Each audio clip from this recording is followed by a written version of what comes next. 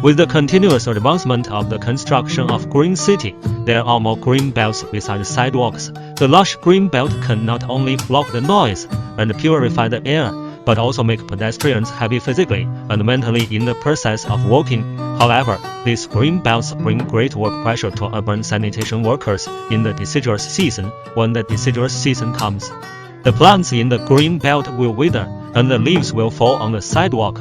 Because large cleaning vehicles cannot drive on the sidewalk, they can only be cleaned manually, which is not only time-consuming and laborious, but also easy to cause dust. In fact, this problem can be solved by using this driving tree leaf collector. The vehicle body is small and lightweight, and the driving is flexible. It will not crush the floor tiles, manhole covers, and other public facilities.